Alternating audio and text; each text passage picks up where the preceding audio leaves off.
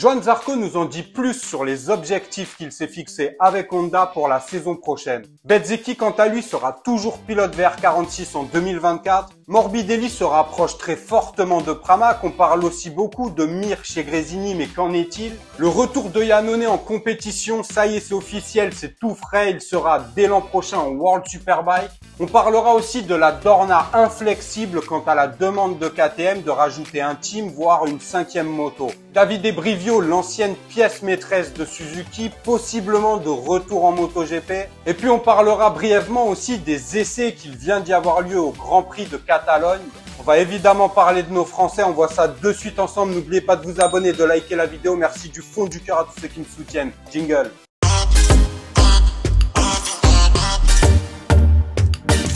Bon, évidemment, on va parler des objectifs de Johann Zarco qu'il s'est fixé avec Honda. Vous me direz ce que vous en pensez. On va voir en détail ce qu'il espère pouvoir faire avec la Honda. Mais avant tout, on va parler de Bezzecchi car c'est officiel. On savait qu'il y avait des négociations pour l'emmener chez Pramac. Lui qui ne va donc pas bénéficier d'une moto de l'année actuelle l'an prochain, mais qui aura quand même une moto 2023. Il va rester chez VR46. Apparemment, le boss de la structure, Valentino Rossi, a été assez convaincant. C'est d'ailleurs pour ça qu'il est venu au Grand Prix d'Autriche, pour persuader son pilote Marco de rester avec eux dans leur team familial. Et je pense que c'est plutôt un bon choix. Marco est très bien dans ce team. Il va quand même bénéficier d'une Ducati 2023, donc à la pointe quand même de la technologie. Je veux dire, si le choix avait été entre une bonne moto et une mauvaise moto, ok, on aurait compris. Mais là, il va quand même avoir une très bonne machine en restant dans le team VR46. Donc de ce côté-là, c'est plié, c'est officiel. On savait que la décision de Johann Zarco de quitter Pramac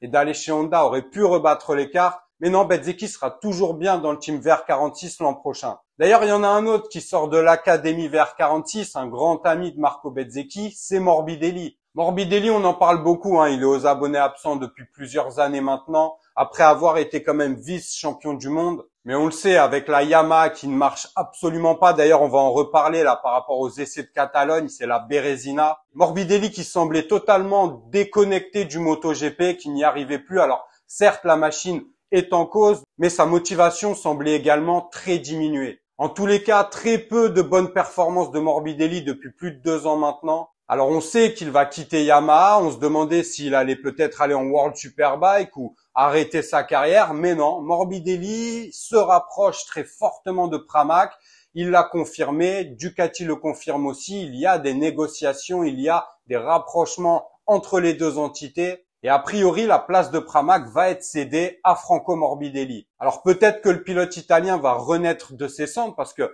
on sait que chez Pramac, il va bénéficier d'une moto d'usine, donc à la pointe de la technologie. S'il n'y arrive pas avec la Pramac, c'est qu'il est définitivement fini pour sa carrière en MotoGP. Mais tout est possible maintenant qu'il va pouvoir bénéficier d'une très bonne moto la saison prochaine. On risque de revoir Morbidelli aux avant-postes. Et du coup, je pourrais arrêter de taquiner le pilote italien. Bon, on a aussi beaucoup parlé de Mir chez Gresini. Alors Mir, on connaît sa situation chez Honda. D'ailleurs, on connaît la situation de tous les pilotes chez Honda et on y reviendra avec Johann Zarco, qui lui a pris à contre-pied tout le monde en choisissant la proposition de Honda, qui était certes bien meilleure que celle de Ducati. Mais faut voir dans quelle situation il va arriver, notre ami Johann. Et concernant Mir, on parlait beaucoup de lui, du coup, vers un transfert vers Ducati, Team Gresini, familial. Mais apparemment, cette info prend du plomb dans l'aile, car Joan Mir a très clairement dit qu'il souhaitait gagner avec Honda, qu'il ne voulait pas partir de Honda sans avoir pu performer. Alors, il est très conscient de la situation de Honda, qui est aux abonnés absents total. C'est l'hécatombe chez le constructeur japonais. Avec une moto inconduisible, tous les pilotes se blessent, elle est très très compliquée à manœuvrer. Même pour un Marc Marquez, on en reparlera aussi par rapport aux essais. Mais c'est vraiment catastrophique du côté du constructeur japonais. Mais Mir semble quand même avoir eu un regain de motivation et veut à tout prix pouvoir performer chez le constructeur japonais avant de possiblement partir de chez eux. Donc pour Gresini, peut-être que Di Giannantonio va garder sa place finalement parce que on comptait sur des pilotes Moto2, que ce soit Tony Arbolino, mais il a prolongé en Moto2. On parlait aussi de Jack Dixon, mais c'est pareil, il a prolongé en Moto2 très récemment. Et du coup de Joan Mir pour remplacer Di Giannantonio, mais apparemment ça ne se fera pas.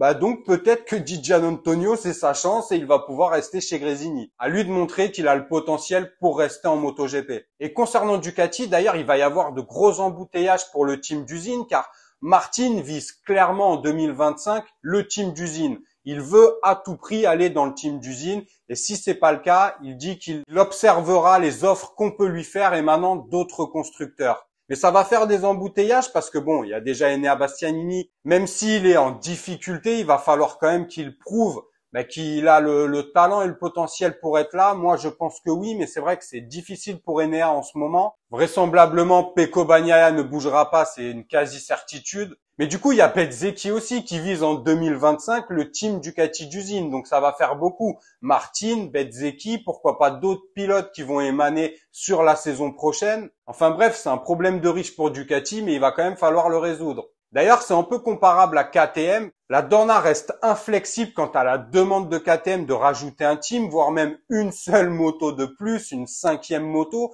pour pouvoir faire grimper Pedro Acosta en catégorie reine. Mais là, la Dorna ne veut pas transiger. Ils sont absolument pas d'accord pour leur faire obtenir un nouveau team, voire même une 5e moto. Ils ne veulent même pas en entendre parler. Alors, ils ont dit que, par contre, ils allaient donner plus de wildcards, ce qui va pouvoir permettre à la marque autrichienne de faire tourner un peu les 5 pilotes. Bon, moi, clairement, je pense pas que ce soit une solution qui arrange KTM parce que plus de wildcards, c'est bien, mais c'est pas vraiment la solution qu'ils envisagent pour avoir Pedro Acosta. En tous les cas, KTM se frotte à un mur avec la Dorna qui ne veut absolument pas leur donner une concession de plus. Ils préfèrent garder cette place pour un nouveau constructeur qui arriverait en MotoGP. Donc malgré l'insistance de KTM et les demandes répétitives, apparemment, ils n'auront ni de 5e moto et encore moins un autre team avec eux. Donc du coup, ils vont quand même devoir trouver une solution parce que Pedro Acosta sera assurément en MotoGP l'an prochain. Sauf qu'il y a que 4 motos pour 5 pilotes. Donc à voir, hein. Moi c'est pas mon problème, c'est eux que ça regarde et je pense qu'ils trouveront une solution. Alors là, j'ai une officialisation, on l'attendait, on savait pas trop ce qu'allait faire le pilote italien, on le sait, Andrea Iannone qui a subi une suspension inédite, du jamais vu, plusieurs années, 4 ans de suspension pour le pilote italien pour dopage. Mais du coup, Andrea Iannone qui a toujours clamé son amour pour la moto, son envie de revenir, c'est fait. Andrea Iannone sera en World Superbike, ça a été confirmé par Gigi Dall'Igna. Il sera bien en World Superbike la saison prochaine aux côtés d'un autre pilote qu'on connaît très bien, Danilo Petrucci. Ils vont être dans le même team satellite Ducati. Iannone va pouvoir montrer à tout le monde de quel bois il se chauffe, même si quand même 4 ans de suspension, c'est énorme. Il va devoir prouver qu'il a toujours le talent, le potentiel, la motivation et que il va pouvoir être là pour performer parce qu'il vient pas pour faire juste figuration, il revient pour être aux avant-postes. Donc en tout cas, c'est confirmé. Iannone sera bien en World Superbike l'an prochain. Donc moi, je suis très content pour lui parce que quand même, le pauvre, il a subi une sanction vraiment très importante et très dure. Et je pense qu'il mérite une nouvelle chance. Franchement, on lui a tué sa carrière avec 4 ans de suspension. Bon, vraisemblablement, il reviendra jamais en MotoGP. Il a déjà un âge avancé, 34 ans, même si on peut très bien performer à cet âge-là encore, à moins qu'il soit champion du monde dès sa première saison en World Superbike, ce qui me paraît un peu ambitieux et utopique. Mais en tout cas, je lui souhaite le meilleur et j'ai hâte de voir Andrea Iannone à nouveau sur la grille. Bon, et maintenant, on va en venir à Johann Zarco qui nous donne des précisions sur ses objectifs avec Honda pour la saison prochaine.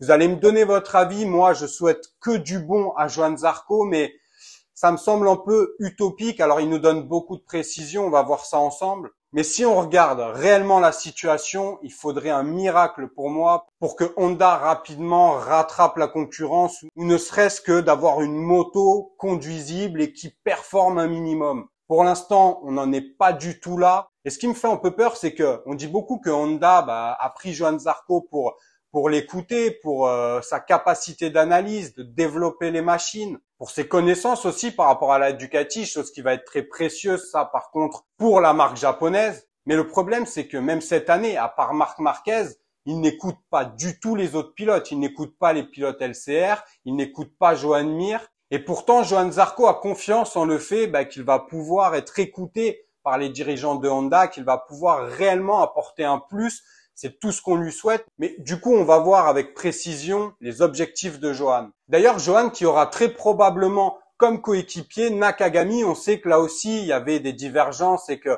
la situation flottait un peu. On parlait aussi d'Ayogura pour remplacer Nakagami. On sait qu'ils ont à cœur d'avoir quand même un pilote japonais dans leur team. Mais est-ce que ce serait réellement un cadeau de faire monter Ayogura en catégorie reine sur une moto aussi dangereuse que ça et qui pose énormément de problèmes à tous les pilotes Honda? Je pense pas. Et du coup, probablement qu'ils vont continuer l'aventure avec Nakagami pour la saison prochaine.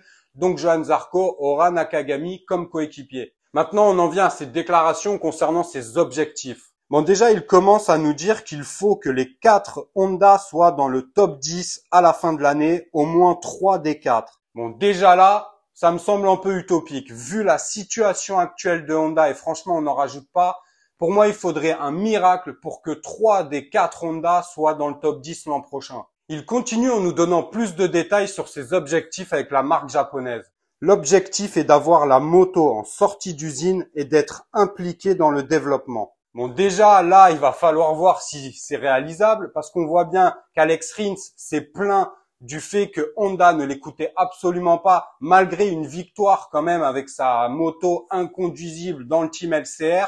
Honda ne lui a pas donné plus d'importance que ça et n'écoute pas du tout les retours qu'il peut leur donner. Que ce soit lui d'ailleurs ou même Joan Mir. Honda reste sur son organisation d'écouter uniquement Marc Marquez, malgré la situation catastrophique actuelle. Donc déjà, ça, il va falloir voir si Honda écoute véritablement Johann Zarco. Il continue en nous disant « J'ai la possibilité que ce soit un moment où Honda se concentrera un peu moins sur Marc Marquez. Il faudra avoir une moto qui fonctionne à nouveau. » L'année prochaine, Honda aura 4 motos. L'objectif est donc que ces 4 motos soient dans le top 10 à la fin de l'année, au moins 3 des 4. Bon, on en revient à ce que j'ai dit tout à l'heure. Lui, il veut disposer d'une bonne moto, mais vu la situation actuelle, une bonne moto, ça va être compliqué à trouver. Et de placer 3 des 4 Honda dans le top 10, ça me semble utopique, voire irréalisable pour le moment. Il continue du coup ses déclarations. Pour le moment, quand Honda travaille, c'est avec un seul pilote, car cela a toujours été Marc. Le MotoGP n'est jamais facile, mais il faudra avoir au moins une moto qui donne au pilote une motivation adéquate et lui donne confiance. Bon là, en gros, il espère que Honda va changer son fusil d'épaule, réorganiser sa façon de travailler en n'écoutant plus uniquement Marc Marquez, ce qui est toujours le cas cette saison, et en donnant beaucoup plus de crédit aux pilotes LCR comme aux coéquipiers de Marc Marquez. D'ailleurs, Nakagami le dit aussi dans des déclarations, il dit que Honda doit revoir toute sa façon de travailler. Ils mettent beaucoup plus de temps à apporter des éléments et ils n'écoutent pas tous les pilotes. Il aimerait que Honda écoute les pilotes LCR également. Un peu comme Johann Zarco, sauf que quand on regarde la situation actuelle, on est vraiment loin de ça. Et franchement, moi, si j'analyse la situation, il faudrait un miracle pour que la Honda, dans les 2 saisons qui viennent, soit à nouveau au niveau de ses concurrents européens. Certes, Johann Zarco a l'expérience, mais est-ce que Honda n'a pas pris uniquement Johann pour ses connaissances avec la Ducati? Et une fois qu'il leur aura donné toutes les infos concernant les éléments qui entourent la Ducati, est-ce que Honda va continuer à écouter Johann? Est-ce qu'ils vont écouter ses sensations, ses ressentis sur le pilotage, sur le feeling qu'il a, sur les appréciations qu'il peut donner? J'en suis pas du tout sûr. Honda n'a jamais changé sa façon de travailler, même s'il est très urgent qu'ils le fassent, qu'ils revoient leur copie de zéro. Mais on connaît les Japonais. Tout changer comme ça, c'est pas du tout leur style. Et on le voit bien, la situation actuelle est catastrophique. On va reparler des essais qui viennent de se terminer là au Grand Prix de Barcelone. C'est catastrophique. Et pour autant, on ne voit pas forcément les Japonais tout changer, tout remuer. Alors ils apportent quelques éléments nouveaux, un package aérodynamique nouveau, mais ils continuent d'écouter uniquement Marc Marquez. Donc franchement, moi je souhaite que Johann Zarco puisse arriver à apporter de ses connaissances, de ses infos pour aider à développer la moto plus rapidement, mais ça me semble utopique, voire même limite ce serait un miracle pour moi quand on regarde la situation actuelle de Honda. Ça me paraît franchement, c'est laborieux quoi. On voit qu'ils sont en plein marasme, ils se noient, ils continuent de se noyer. Marc Marquez, quand on regarde les essais là, mais il se donne, il tente tout, mais la moto bouge dans tous les sens, elle glisse, il n'a pas de grippe, il n'a pas pu faire mieux qu'une 19e position. Quand on le voit en piste, c'est même triste, on voit les autres pilotes passer comme s'il y avait un niveau d'écart abyssal. Pecco Bagnaia est passé comme une lettre à la poste et il lui a mis je sais pas combien de mètres en 2 secondes. Enfin, on voit que la situation est très très critique. Alors, est-ce que Johan va être assez écouté? J'ai des doutes. En tout cas, il a ces objectifs-là et on croise les doigts pour que ça marche. Mais à mon avis, Johan va passer des moments très complexes, très difficiles avec la marque japonaise. Il faut pas s'attendre à le voir se battre pour un top 5 et même pour un top 10, ça va être compliqué. Bon, il a conscience de ça, mais entre en avoir conscience et vivre la situation, il y a un pas, il y a un step. On voit bien Fabio Quartararo dans ses déclarations qui essaie de rester motivé, qui dit que là il a compris qu'il pourrait pas performer, donc il fait les courses, il essaie des nouveaux éléments et il a bien en tête qu'il ne pourra pas gagner. Mais quand on voit là sa réaction à Fabio pendant les essais du Grand Prix de Catalogne là il y a quelques minutes, il est au bout du bout. Ça va être très compliqué, comme l'a justement rappelé Randy Depugné. Les pilotes peuvent donner des déclarations, dire que tout va bien, mais on voit bien concrètement que Fabio Quartararo n'en peut plus. Il est 17e aux essais, donc loin de la Q2 évidemment. Johan Zarco c'est mieux, il est en Q2 qualifié directement, donc tout va bien pour Johan pour l'instant. Mais concernant les deux constructeurs japonais, c'est un marasme total. Donc on va voir, on espère, on croise les doigts pour Johan Zarco, pour Honda, même si franchement moi je pense qu'il faudra un miracle pour que réellement ça fonctionne rapidement. Je vais croiser les doigts aussi pour Fabio Quartararo parce que c'est très compliqué pour lui. On leur envoie tout notre soutien. Passez un très bon week-end, profitez du Grand Prix. On se retrouve dès lundi pour le débrief du Grand Prix de Barcelone. Prenez soin de vous, de vos proches. N'oubliez pas de vous abonner, de liker la vidéo. Merci du fond du cœur à tous ceux qui me soutiennent. Ciao.